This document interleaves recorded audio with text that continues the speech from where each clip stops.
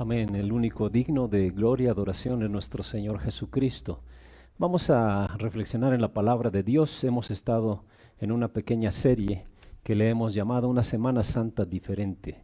Hoy es el domingo conocido como el Domingo de Ramos, en el cual se recuerda a nuestro Señor Jesús haciendo la entrada triunfal allí en Jerusalén, y la gente tendía palmas allí a su paso como un reconocimiento. Hoy iniciamos lo que es conocida como la Semana Santa y seguimos, como les decía, en esta serie, una Semana Santa diferente. Vamos a ver el día de hoy una reflexión sobre los días antes de la crucifixión, y están ahí registrados en varios capítulos del Evangelio de Juan, desde el capítulo 13 en adelante, están registrados ahí. Vamos a reflexionar. Le invito a que ahí donde usted está, incline su rostro y vamos a pedir la dirección de nuestro Dios. Te damos gracias, Padre, por tu palabra que es viva y eficaz. Queremos poner en tus manos nuestras vidas y suplicarte que nos hagas sensibles a tu voz, que nos permitas, Señor, tener plena conciencia del gran sacrificio de nuestro Señor Jesucristo, y que esta no sea una celebración más, Señor, sino que nuestra vida, Señor, sea acorde a lo que Jesús hizo por nosotros. Habla nuestras vidas, lo rogamos en el nombre de nuestro Señor Jesucristo. Amén. Amén. Tal vez usted tiene o tenía grandes cosas planeadas para la Semana Santa, pero realmente la pandemia sigue dominando, sigue normando la mayoría de nuestros planes. Por ejemplo, en diciembre, algunas de las cosas que comúnmente se hacen es planificar, ir a fiesta, recibir regalos, y eso se hace con mucha antelación. Se presta mucha atención a esa época del año, pero es fácil dejar pasar la importancia del significado de la Semana Santa por pensar a veces únicamente en las vacaciones. Le he dicho en algunas ocasiones que hacemos una gran celebración para el nacimiento de Jesús, cuando en la Biblia realmente Jesús nunca dijo que celebráramos su cumpleaños. En la Biblia sí dice que Él nos pidió que celebráramos su muerte, su resurrección. Él nos dejó la institución de la Cena del Señor para recordarle. Dijo que deberíamos de celebrarlo hasta que Él viniera. Hagan esto en memoria de mí, dijo el Señor Jesús. Estaba diciendo, recuerden esto que he hecho por ustedes. Y por cierto, el próximo domingo, domingo de resurrección, estaremos celebrando la Cena del Señor para que usted allí en casa se prepare. Se prepare con pan, se prepare con jugo de uva, porque estaremos celebrando esta ordenanza que conocemos como la Cena del Señor, lo que verdaderamente Jesús sí nos pidió que recordáramos. A veces es muy sencillo olvidarnos del verdadero significado de la Semana Santa, y como le decía, hay muchos por solamente pensar en vacaciones. Lo que quiero entonces es ayudarle a enfocar sus pensamientos y su corazón hacia ese momento en el que vamos a celebrar la resurrección de Jesucristo. Este es uno de los eventos más importantes en la historia de la humanidad. Por eso yo le animo a que a partir de mañana lea algunos eventos y pasajes que muestran el camino de nuestro Señor Jesucristo hacia la crucifixión y finalmente hacia su resurrección. La semana pasada ya le había invitado, pero lo invito a que lo haga en esta semana, ya sea empezando hoy o empezando el día de mañana en el Evangelio de Juan a partir del capítulo 14 y terminando con el capítulo 20. Es una serie de capítulos que nos hablan de ese camino de nuestro Señor Jesucristo hacia la cruz. Y quiero el día de hoy empezar esta reflexión bíblica enfocándonos en unas palabras que podrían sonar bastante fatales, palabras de nuestro Señor Jesucristo que para los discípulos podrían sonar incluso bastante trágicas, digámoslo así. Están en Juan capítulo 13 en el verso 1. Y el pasaje simplemente dice, se acercaba la fiesta de la Pascua. Jesús sabía que le había llegado la hora de abandonar este mundo para volver al Padre.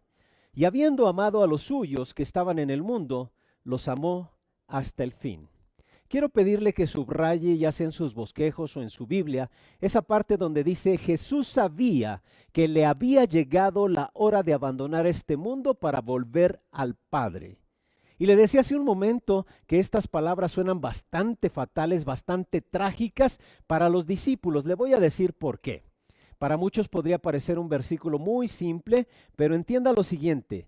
Jesús ha estado en la tierra por 33 años, solamente ha pasado 3 años de ministerio público y durante esos últimos 3 años ha estado viajando por todo el antiguo Israel, ciudad por ciudad, con este grupo de 12 discípulos. Como sabemos, Jesús fue rechazado por los líderes religiosos de la época y fue abrazado por personas que no tenían muy buena reputación, pero que lo necesitaban, o mejor dicho, se daban cuenta de su necesidad. También los fariseos le necesitaban, pero ellos se hacían omisos o no se daban cuenta de la gran necesidad de que ellos tenían en su vida acerca de Jesús. Jesús fue abrazado por personas como prostitutas, borrachos, paralíticos, ciegos, recaudadores de impuestos, lo peor de la sociedad, lo más necesitados. Difícilmente el tipo de grupo sobre el cual a alguna persona le gustaría construir una gran organización religiosa. Si usted observa el ministerio de Jesús, no ve como un plan estratégico de 5 años, como ahora se acostumbra en las empresas. No hay mucho que diga hacia dónde se dirige o cuál es la estructura de este ministerio. De hecho, si pronosticáramos sobre el futuro ministerio de Jesús, diríamos que si quitamos a Jesús, no hay mucha esperanza para ese ministerio. Especialmente cuando examinamos un poquito acerca de los 12 discípulos que él llamó para que ellos fueran su liderazgo para el futuro. Si Dios va a lanzar un movimiento mundial sobre las espaldas de estos 12, y usted conoce la vida de estas personas, estamos realmente en problemas. Por lo general son ellos como de piel muy delgada y de cabeza muy dura, lentos para creer, rápidos para olvidar y muchas veces simplemente no entienden a Jesús. Y aquí está Jesús con los 12, anunciando que está a punto de dejarlos y volver al cielo. No importa cómo usted vea esta escena, esto parece una receta para el desastre total. No hay absolutamente ninguna manera de que estos hombres estén listos para hacerse cargo del ministerio. Podríamos preguntarlos, ¿y cuál es el plan de sucesión? ¿Quién se va a quedar en el liderazgo a cargo? ¿Cuál es la estructura de este ministerio? ¿Cómo se va a financiar después de que Jesús regrese al cielo? Realmente estos hombres no están listos para quedarse solos y sin embargo Jesús les dice, los voy a dejar, se van a quedar. Y hoy quiero hablarles sobre este tema de quedarse pero sin quedarse solo. Suena un poco extraño. Quedarse pero sin quedarse solo. Los discípulos estaban a punto de ser dejados por Jesús, pero quiero que entiendan que el Señor no los iba a dejar solos realmente. La presencia de Él mismo no iba a estar ya, pero Él va a darles alguna promesa. Para que entiendan, voy a compartirles una historia que ustedes ya conocen acerca de la sensación de quedarse solos. Alguna vez creo que ya la compartí aquí en la iglesia.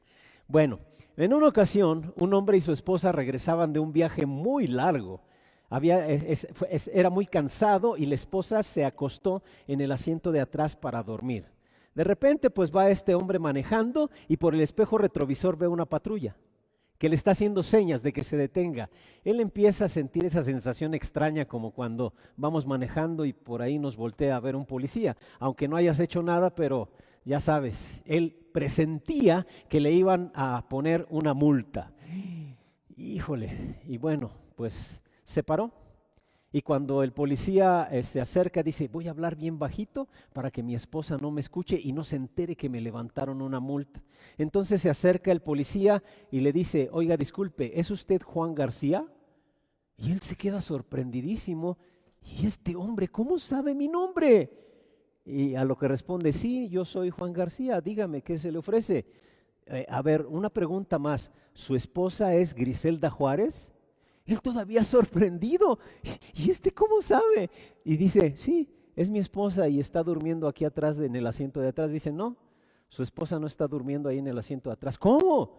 Dice, hace como 50 kilómetros usted se paró a la gasolinería y mientras usted estaba cargando gasolina, ella bajó al baño y después usted se fue.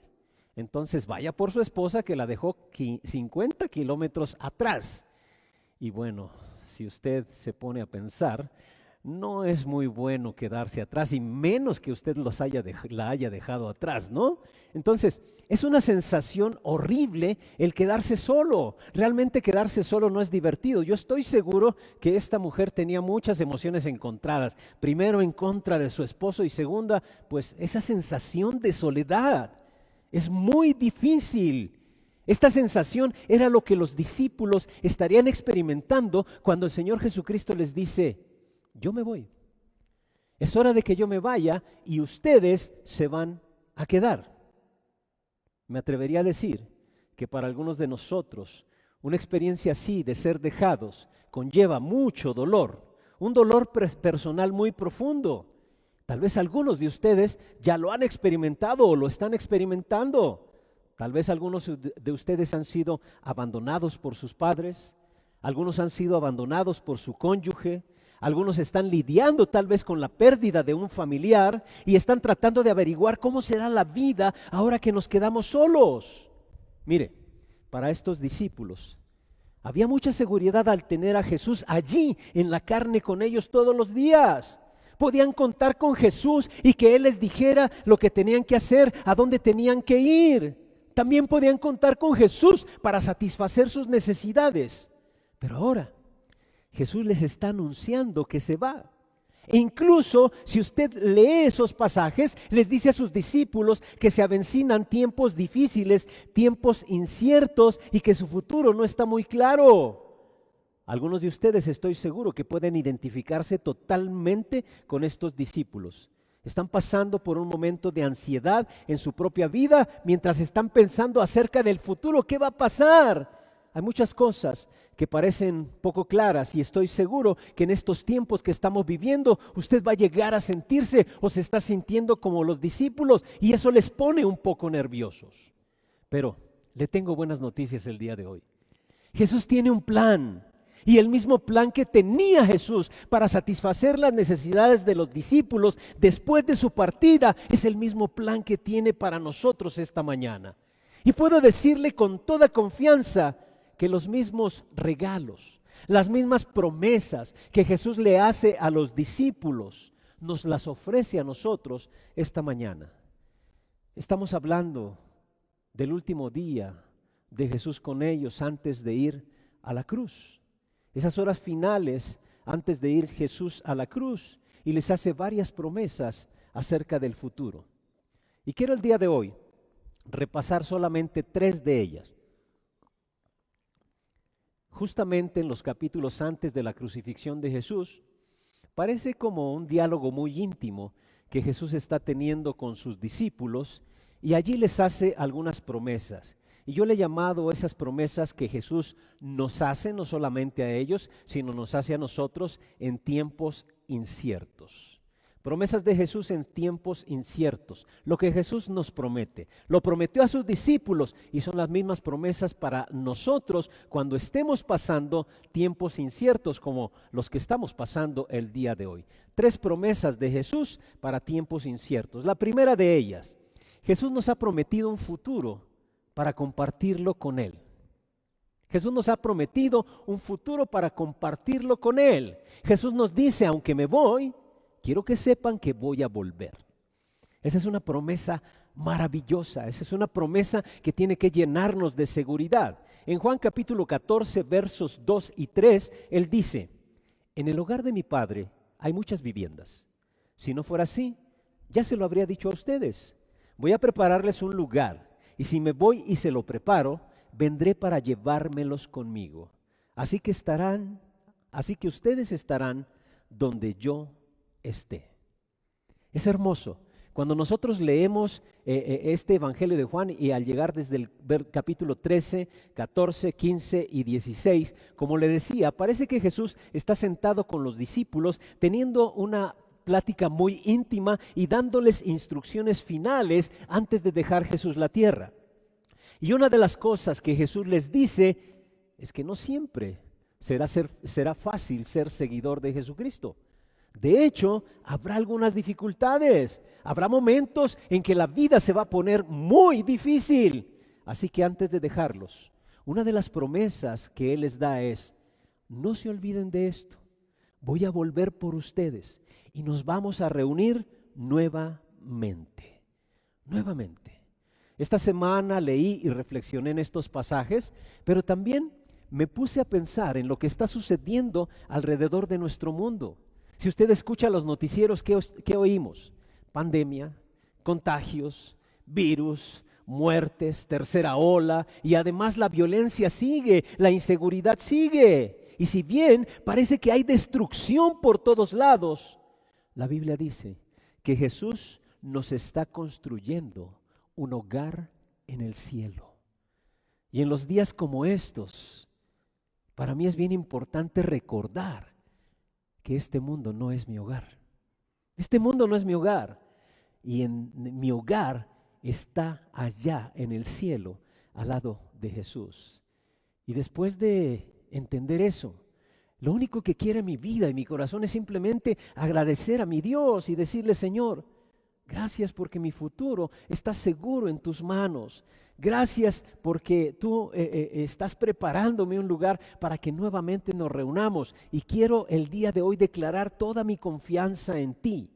Quiero que sepas que yo no confío en mi propia seguridad, no confío en la seguridad terrenal, confío en la seguridad que tú me tienes allí en la patria celestial. Y creo que de vez en cuando, en medio de todo el caos de nuestro mundo, es saludable detenerse y recordar que este mundo no es nuestro hogar y que Dios nos ha hecho una promesa, nos ha prometido el cielo. Jesucristo nos ha prometido que ha ido a preparar una morada para nosotros, una morada que es eterna.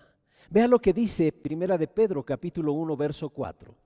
Y recibamos una herencia indestructible, incontaminada e inmarchitable. Tal herencia está reservada en el cielo para ustedes. Es un lugar real donde los reales seguidores de Jesús pasaremos la eternidad con el Jesucristo real. No es un reino imaginario, no es un cuento de hadas para los niños, de ninguna manera. No es un estado de ánimo únicamente, es un lugar real y es la promesa del Dios Todopoderoso para cada uno de nosotros, para cada uno de sus hijos. Algún día Él va a regresar y seremos reunidos con Él en el lugar que Él ha estado preparando. A los 12 discípulos les dice en Juan 14:1, no se turbe vuestro corazón, creéis en Dios, creed también en mí. Les está diciendo: me voy, pero voy a volver. Hay un futuro que vamos a compartir juntos. Este lugar, esta tierra no es su casa. Nuestro hogar está preparado allá en el cielo, en la eternidad. Y hasta me dan ganas de terminar aquí el sermón y decir: vámonos, ya esto es todo, porque con esta gran verdad, de verdad, podríamos tener una seguridad impresionante. Pero sé que algunos de ustedes van a decir: oh, el pastor acostumbra a predicar 1 hora, entonces pues vamos adelante. Pero con esta promesa, de verdad, es una gran promesa para tener seguridad en nuestras vidas. Vamos a hablar de 2 promesas más. La segunda, Jesús nos ha prometido la presencia de un amigo. Él dijo: se van a quedar, pero no se van a quedar solos. Ese amigo es una persona que estoy seguro que usted sabe su nombre, el Espíritu Santo. Es un amigo para ayudarnos. Vea lo que dice Jesús allí en capítulo 14 de Juan, versos 16 y 17.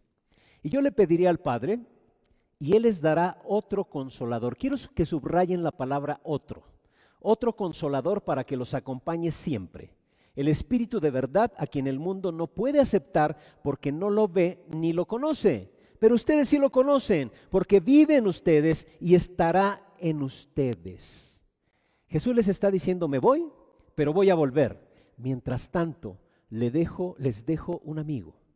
Y algunas cosas interesantes para tener en cuenta sobre estos versículos es, por ejemplo, esta palabra que le dije que subrayen, la palabra otro. La palabra otro. La razón por la que esta palabra es tan importante, porque en el griego esta palabra que se tradujo como otro, significa otro igual, otro del mismo carácter. Eso es lo que significa, otro exactamente del mismo tipo. ¿Qué significa lo que está diciendo Jesús? Jesús les está diciendo: este amigo, el consolador, será igual en esencia, carácter y personalidad que yo. Eso es lo que está diciendo Jesús. Este amigo, el Espíritu Santo, será como yo. Es lo que está diciendo Jesús. Como cristianos, la Biblia nos dice que el Espíritu Santo ha establecido su residencia en nosotros. Somos morada del Espíritu Santo, y tener el Espíritu Santo en nuestra vida es exactamente como tener viviendo a Jesús en nosotros. Es por eso que en algunas ocasiones hasta jugamos con la palabra Espíritu Santo y Jesús al decir, Jesús ya mora en mí. Si somos realmente estrictos, quien mora es el Espíritu Santo, pero la Biblia dice que es exactamente igual en esencia y carácter que Jesucristo. Eso es lo que dice Jesús. Y observe que después de eso, dice allí en ese mismo pasaje que el Espíritu Santo nunca nos dejará. Jesús dijo, para que los acompañe siempre. Dice la Biblia que el Espíritu Santo siempre estará en usted. Yo no sé qué tanto a ustedes les impresione esta enseñanza, pero les prometo que para los judíos creyentes de ese primer siglo, esta fue una enseñanza radical y revolucionaria. Mire, ellos sabían del Espíritu Santo, porque en el Antiguo Testamento se describía también la obra del Espíritu Santo, y ellos sabían que el Espíritu Santo era Dios mismo. Pero lo que era completamente nuevo para ellos era este concepto de que el Espíritu Santo ahora habitaría y residiría en el corazón del creyente para siempre. Usted puede observar en el Antiguo Testamento algunos personajes sobre quienes venía el Espíritu Santo, Dios cumplía la obra en ellos, o incluso algunos de ellos desobedecían y el Espíritu les abandonaba. Pero ahora la enseñanza revolucionaria era que el Espíritu estaría para siempre en la vida del creyente. Algunos de ustedes tal vez pueden preguntarse, bueno, ¿y esto cómo se ve en la práctica? ¿Cómo se siente? ¿Cuándo sucede? ¿Cuál es el resultado de eso? Quiero decirle que estas son preguntas grandiosas, que cuando usted tenga la respuesta, de verdad, va a saber que cuenta con el Espíritu Santo en su vida y que cuenta con la presencia de Jesucristo también, porque el Espíritu es otro igual en esencia y carácter que Él. Mire, sabemos que la Biblia nos dice que en el momento de la conversión, en el momento en que una persona tiene un encuentro y entrega su vida a Jesucristo para recibirlo como Señor y Salvador, se produce una transformación espiritual. En el momento de la conversión nos volvimos espiritualmente vivos. Antes nuestro espíritu está muerto, pero viene el Espíritu Santo a nosotros y le da vida a nuestro espíritu y nos volvemos en personas espiritualmente vivas. Fuimos perdonados de nuestros pecados, se nos da la promesa de la eternidad en el cielo. En ese mismo momento de la conversión, el Espíritu Santo se instala en nuestras vidas. Y me encanta Pablo que hace una descripción de ello. Tal vez usted lo recuerde en Efesios 1:13. Dice que habiendo oído, habiendo creído el evangelio de vuestra salvación, fuimos sellados con el Espíritu Santo de la promesa. Algunas ocasiones le he hablado de este pasaje. Le voy a decir algo que puede sonar un poco feo, ¿no? No sé si usted ha visto cuando marcan las reses, en algún video puede verlo, el hierro está a rojo vivo y lo ponen en la res y hasta sale humito ahí, ¿no? Le digo, es una ilustración bastante burda, pero así me imagino la marca del Espíritu Santo, y no como una marca, sino como su presencia en nosotros. Es lo que Jesús había dicho y después Pablo lo corrobora. En el momento en que tuvimos un encuentro con Jesucristo, el Espíritu se instala en nuestras vidas. Vea lo que dice Romanos 8:9. Sin embargo, ustedes no viven según la naturaleza pecaminosa, sino según el Espíritu, si es que el Espíritu de Dios vive en ustedes. Y si alguno no tiene el Espíritu de Cristo, no es de Cristo. Sencillo, ser cristiano significa que tenemos el Espíritu Santo viviendo en nosotros. Es triste unos datos que me encontré. Hay una organización que se llama la Organización Barna, y ellos hacen muchas estadísticas principalmente entre cristianos, y compartieron una de las estadísticas más impactantes que yo he leído. Hicieron una encuesta con cristianos evangélicos, personas que se describían a sí mismos como nacidas de nuevo, y ellos decían, el 53% de esas personas decían que el Espíritu Santo no existe. Así lo decían. Le digo, es muy triste esto, porque la Biblia es muy clara acerca de este asunto. El Espíritu Santo es una persona, Él es real, es personal, Él es tanto Dios como también Jesús lo es. Y estas son las maravillosas noticias. Jesús no prometió el Espíritu Santo solo para los súper espirituales o solo para los cristianos maduros. El Espíritu Santo está prometido para cada creyente que entrega su vida a Jesucristo. En el Antiguo Testamento usted va a encontrar ejemplos del Espíritu Santo viniendo sobre las personas, pero no es hasta este punto en el Nuevo Testamento que se presenta este concepto de que cada creyente es morada del Espíritu Santo. Vamos a seguir ahí en Juan 14, donde Él les dice a los discípulos que nunca les dejará. Y esa es una promesa incondicional.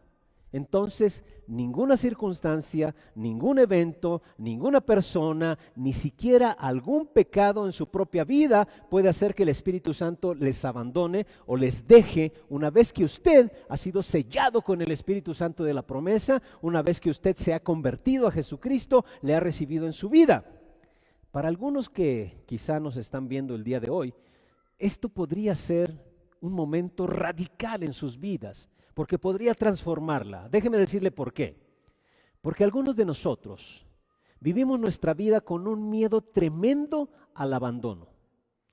La mayoría de personas, yo recuerdo en mi niñez, ese era uno de mis miedos más grandes. Yo no sé ustedes, pero cuando viajaba a veces con mi padre, íbamos en el autobús y tal vez usted recuerde, los que son de mi rodada, que el autobús iba parando de pueblo en pueblo, ¿no? Y de repente mi papá me decía, espérame aquí, voy a comprar algo y regreso. No, hombre, yo creo que no pasaban ni 3 minutos, pero a mí se me hacía una eternidad. Y ese es un temor que estoy seguro que la mayoría tenemos, un temor a ser dejados solos, a ser abandonados. Y tal vez esto es por alguna experiencia dolorosa de su pasado. Y esto le ha llevado a vivir en una duda persistente de que, pues tal vez, Dios no podría amarle incondicionalmente. Y realmente vivimos con el temor de que si pecamos, si la regamos, incluso si no llegamos a hacer todo lo que Dios quiere que seamos, es imposible que Él se quede con nosotros. Ese es algo que tenemos en nuestra cabeza. Pero quien piense así es porque realmente nunca ha llegado a abrazar el amor incondicional de Dios en su vida. Nunca ha entendido la aceptación de Cristo en su vida. Y tal vez este es el concepto también revolucionario. Porque nos han dicho, acepta a Cristo. Eso es lo que nos han dicho. Pero la realidad es, Jesús te acepta a ti. Eso es lo verdaderamente revolucionario. Jesús me acepta a mí para empezar a hacer una obra transformadora. Desde el momento en que Él me acepta, yo rindo mi vida a Él, soy sellado con el Espíritu Santo de la promesa y empieza una transformación. Y Él nunca me va a abandonar. Y espero que ustedes lleguen ya a esa conclusión. Que hoy sea ese día en el que ustedes entiendan de una vez por todas que cuando Él llega a nuestra vida, nunca nos va a abandonar. No importa cómo usted se sienta, tenga la certeza de que Dios ha prometido la presencia del Espíritu Santo para siempre con nosotros. No importa las circunstancias, Él va a estar siempre con nosotros. ¿Y qué importancia tiene la venida de este amigo? Quiero que vean en Juan 16:7 palabras del Señor Jesús diciéndonos, pero les digo la verdad, les conviene que me vaya, porque si no lo hago, el Consolador no vendrá a ustedes. En cambio, si me voy, se lo enviaré a ustedes. Suena un poquito paradójico este versículo. ¿Les conviene que me vaya? Les digo la verdad, es mejor para ustedes que yo me vaya. ¿Cómo puede ser posible esto? Que esto sea cierto, que es más conveniente que Jesús se vaya. Yo estoy seguro que si usted fuera uno de esos 12 discípulos y escuchara a Jesús decir, ¿es mejor que me vaya? Yo estoy seguro que usted preguntaría, ¿cómo puede ser eso, Jesús? ¿Cómo puede ser posible que eso sea mejor? No lo entiendo. ¿Cómo puede ser mejor que tú nos dejes? Y piénselo de la siguiente manera. Cuando Jesús vino a la tierra, una de las cosas que quería hacer era relacionarse con nosotros para mostrarnos que nos comprende y que nosotros pudiéramos entender que la condición de seres humanos Jesús la entendía perfectamente bien. Entonces, por ello, Jesús tomó la decisión de autolimitarse en tiempo y espacio. Eso es lo que hizo nuestro Señor Jesucristo, autolimitarse en tiempo y espacio. Solo podía estar en un lugar a la vez. Jesús les dice a sus discípulos, cuando me vaya, esto será mejor para ustedes. Mucho mejor para ustedes. Cuando venga este amigo, este consolador, el Espíritu Santo, Él no va a estar limitado a tiempo y espacio ni lugar. Él podrá residir en la vida de cada creyente y podrá ministrar a las necesidades de cada uno. Cuando Él, como consejero, venga, le guiará, le fortalecerá, le consolará, le instruirá. Él siempre estará con usted. ¡Wow! ¡Qué gran amigo! Como cristiano, el Espíritu Santo en nuestras vidas es lo mismo que tener a Jesús. Es maravillosa también esta segunda cosa que Jesús promete. Y eso lo promete exactamente antes de irse, porque sabía de lo doloroso que es quedarse solo. Pero Él les está diciendo, ok, se van a quedar, pero no se van a quedar solos. Van a tener un amigo. Uno igual, otro igual. El Padre va a enviar otro igual, el Consolador, el Espíritu Santo, y Él estará para siempre con ustedes. Y hay algunas cosas que aquí podríamos también comprender sobre el resultado de la venida de este amigo, el Espíritu Santo. Hay dos cosas que dice que traería este amigo. La primera de ellas es la paz de Dios. Nuestro amigo, el Espíritu Santo, traerá la paz de Dios. Piense de nuevo en lo que va a suceder. Cristo está a punto de irse. Esta experiencia sería todo menos algo que les dejara en paz en el corazón de los discípulos. Antes de la crucifixión, Jesús dice en Juan 14:27, la paz les dejo, mi paz les doy. Yo no se la doy a ustedes como la da el mundo. No se angustien ni se acobarden. Jesús les está diciendo, ustedes se quedan, pero no se quedan solos. Les dejo un amigo que les traerá paz. La paz de Dios. La paz de Dios viene a nuestra vida a través de nuestro amigo, de nuestro consolador, que es el Espíritu Santo. Y la segunda cosa, ese amigo, el Espíritu Santo, nos va a traer también gozo. Y usted puede nuevamente preguntarse, ¿gozo? Si Jesucristo nos va a dejar, va a ir a la cruz, ¿cómo puede ser eso así? Lo que está a punto de suceder en las próximas horas, cuando vean a Jesús colgado ahí, crucificado, eso sería todo menos una experiencia gozosa. ¿Cómo pudo tener Jesús la audacia de hablar del gozo cuando está a punto de ir a la cruz y dejar a los discípulos? ¿Cómo puede tener esa audacia para decir lo que dice en Juan 15:11? Vea lo que dice.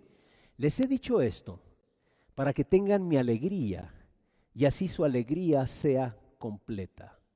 ¿Cómo es que uno puede tener gozo en medio de esta circunstancia? Les voy a decir cómo. Porque existen dos regalos. Ya vimos el primero de ellos, el regreso de Jesucristo, un futuro en el cielo con Él y la promesa de que mientras tanto ellos tendrían la presencia del Espíritu Santo en su vida, que era otro igual que Él en carácter y en esencia, residiendo en ellos. Grandiosos regalos. Pero todavía hay una promesa final que quiero compartir con ustedes.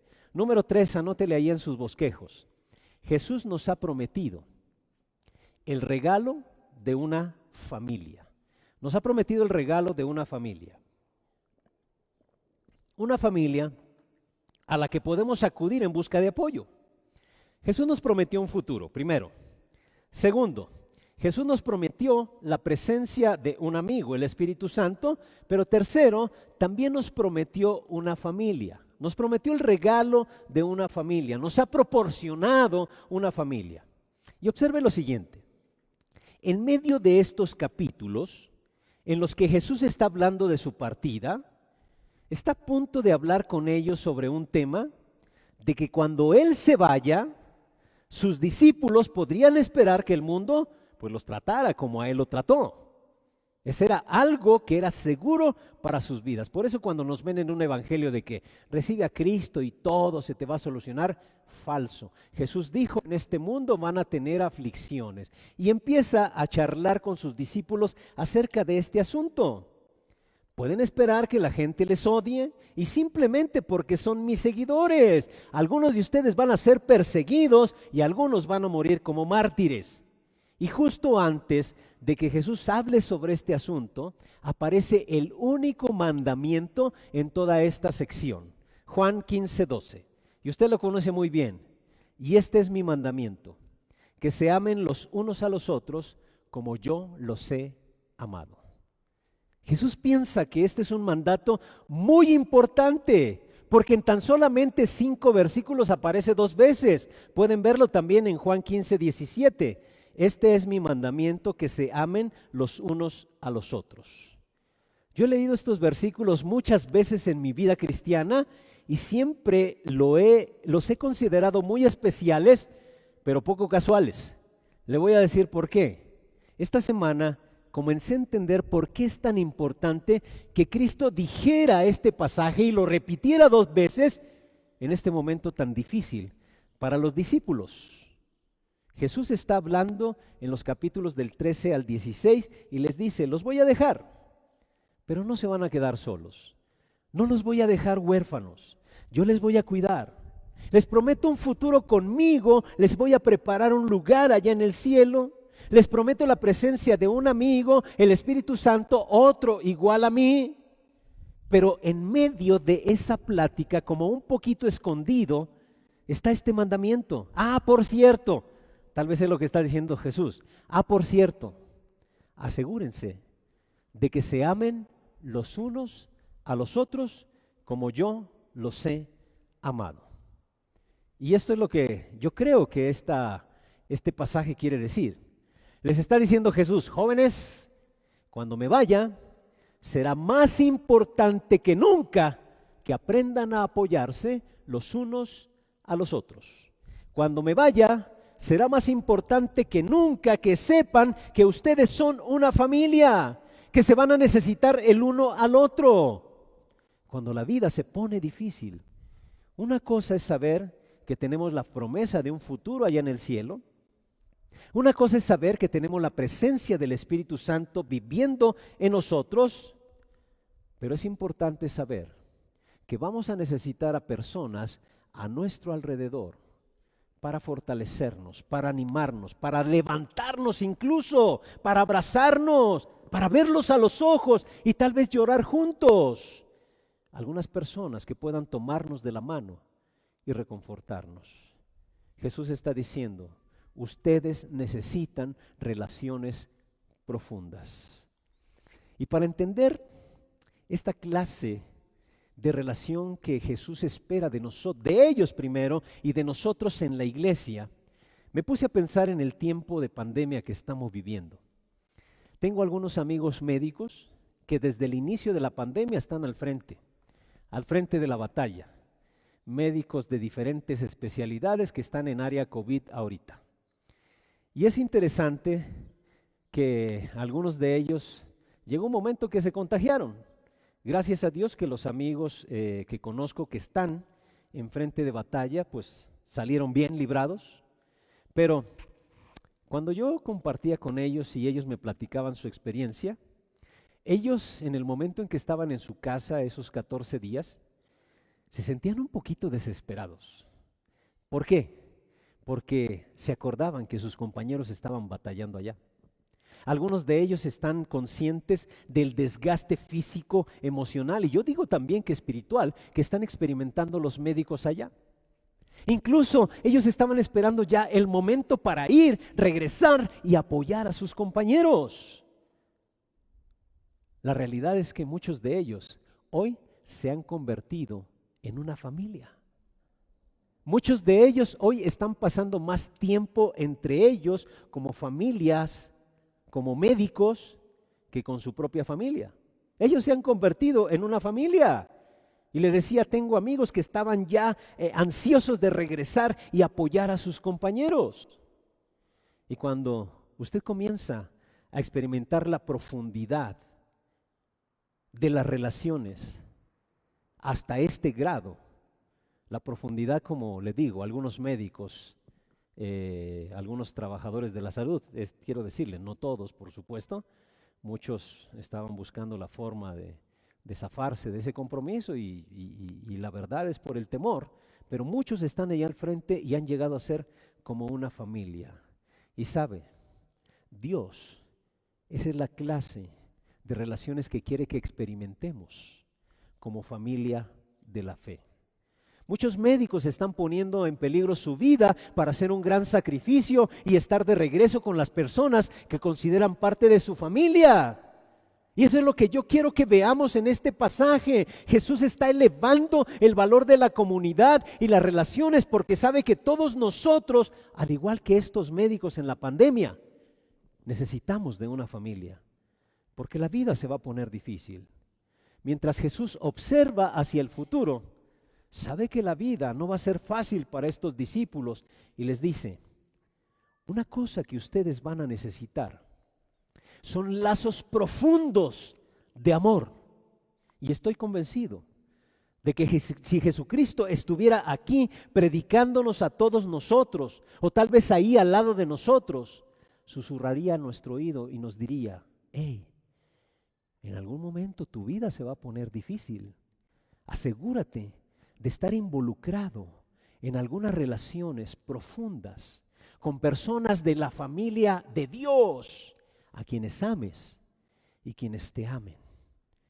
Y realmente lo necesitamos, porque a veces lo queremos hacer ya cuando estamos en el fondo.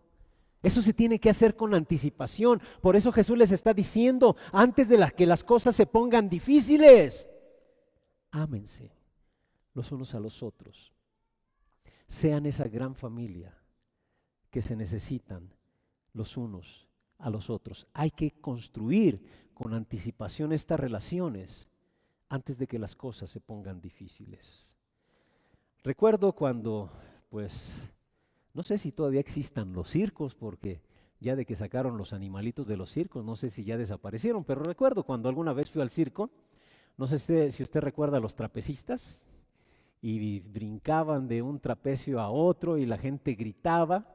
Pues a mí me tocó ver en algunas ocasiones que alguien sí resbaló y cayó, pero no pasó nada porque había una red ahí abajo para sostenerlo. O los que ahí caminaban sobre un cable, etcétera. Me tocó ver algunos que resbalaron y cayeron, pero no pasó nada porque estaba una red ahí para sostenerlos. Y esto me llevó a pensar en nuestras vidas. Le pregunto a usted, ¿usted tiene una red relacional de seguridad en su vida? ¿Tiene una red de seguridad en su vida? ¿Tiene algunas personas en su vida que realmente le conocen? ¿Que están allí para sostenerle cuando usted cae? Va a suceder, ¿eh? Y Jesús se lo dijo a sus discípulos y yo se lo digo a ustedes, va a suceder. En algún lugar de la vida necesitaremos algunas personas que nos apoyen, que nos amen, que se preocupen por nosotros, que satisfagan nuestras necesidades. Yo le pregunto, ¿tiene usted esta clase de red que le sostenga cuando usted cae? En algún momento del camino usted va a necesitar una red de seguridad. Y es una de las razones por las que desde hace mucho tiempo les he dicho, formen un grupo pequeño, asistan a un grupo pequeño, o durante toda la pandemia usted me ha oído decir, hagan redes, recuerda, porque lo vamos a necesitar. Es como traducir las palabras de Jesús y yo les dijera a ustedes, ámense los unos a los otros. ¿De qué manera? Formen redes para sostenernos, para sostenerse. Algunos pueden decir, bueno, no, yo ya probé estar en un grupo y la verdad me fue muy mal. Yo le digo, vaya a otro. No, no, no, yo ya estuve en 2 y la verdad fracasó. Inténtelo una vez más, ya estuve en 3 y fracasó. A lo mejor el problema es usted. A lo mejor la bronca es usted. Pero hay una gran necesidad de tener una red de seguridad. Hermanos, que nos amemos los unos a los otros para sostenernos cuando vengan los tiempos difíciles. Usted y yo necesitamos una familia y por eso Dios nos dio el uno al otro. Y antes de terminar, quiero dejarles con un pensamiento final. Si yo pudiera resumir todo lo que Jesús les dice a sus discípulos antes de irse, antes de esta experiencia emocional y desgarradora, es lo que dice en Juan capítulo 14 en el verso 1. Ya lo leímos hace un momento. Juan 14:1 dice, no se angustien, confíen en Dios y confíen en mí. Lo que Jesús está diciendo es, tienes que elegir una respuesta. Tienes que elegir confiar en Dios. Mi respuesta es, elijo confiar en Dios. La Biblia nos muestra que es un problema de confianza y es una decisión personal. No se angustien, confíen en Dios y confíen también en mí. Entonces, si usted ya es creyente, Jesús le dice, te he dado 3 promesas, 3 regalos que te van a ayudar en el camino de la vida, hasta que yo regrese y los lleve al cielo. Sepan que existe una promesa de un futuro conmigo. Ustedes son la morada del Espíritu Santo y les he dado una gran familia que es su iglesia local. Y hablo de local porque para Jesús es importante la iglesia local. En la Biblia difícilmente se habla de una iglesia universal. Incluso si usted observa las cartas de Pablo, son dirigidas a iglesias locales. Hay unas epístolas que dicen epístolas universales, pero no habla de a la iglesia que está regada en todo el mundo. Son algunos grupos en específico. Dios le ha dado una familia que es la iglesia. Quiero hablar ahora a los que quizá es la primera vez que nos acompañan. Y tal vez usted diga, bueno, no estoy tan seguro.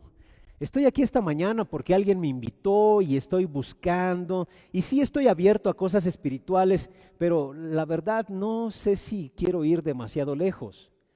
Yo le diría en este momento que estos mismos regalos, estas mismas promesas que Jesús ha dado a los creyentes pueden ser para usted si usted el día de hoy toma la decisión de iniciar una relación personal con Jesucristo, con su Hijo Jesucristo. Tan simple como esto. Reconozca que usted es pecador. Y no hay mucho que rascarle para darnos cuenta de eso. Simplemente la condición de nuestra vida es producto de nuestro pecado. Reconozca que es pecador. Reconozca que el pecado le ha separado de Dios. Crea que Jesús murió en la cruz y por su muerte Él le ofrece perdón. Y solamente acepte ese regalo que Jesús le da. En el momento en que usted hace eso, Dios le ofrece estos 3 dones para sostenerle en su viaje de la vida. Entonces, si usted está dispuesto a tomar esta decisión, este día, ore al Señor. Simplemente ore allí en su corazón de una manera sencilla y exprésele a Dios el deseo de su corazón, de darle la bienvenida en su vida. Y si no sabe cómo, yo le puedo guiar en una oración. Pero trate usted de ser lo más transparente allí en su corazón y dígale si quiere orar conmigo, y es la primera vez que lo hace. Señor, gracias, porque no me dejaste solo en este mundo. Has hecho lo posible para que yo tenga alegría, paz, propósito en mi vida, sin importar lo que esté sucediendo a mi alrededor. Entiendo que mi pecado me ha separado de ti. Pero también ahora sé que enviaste a Jesús para que yo tuviera vida eterna, para que fuera perdonado. Así que ahora te pido que vengas a mi vida, que tomes el control, que seas el que dirija mi vida. Y no me resta más que decirte gracias, porque me amas incondicionalmente.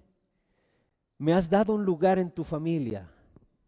Gracias en el nombre de Cristo Jesús. Amén. Amén. Estas promesas son para cada creyente. Estos discípulos se iban a quedar. Iba a ser un momento angustiante, pero Jesús no los iba a dejar solos. Les dio la promesa de un futuro en el cielo, un lugar que Él iba a preparar. Les dio la promesa del Espíritu Santo, un amigo que iba a estar para siempre. Y les dio el regalo de una familia que es la iglesia. Amada Iglesia Vida Nueva, gracias por ser un regalo para todos nosotros, un regalo de Dios. Por eso nuevamente,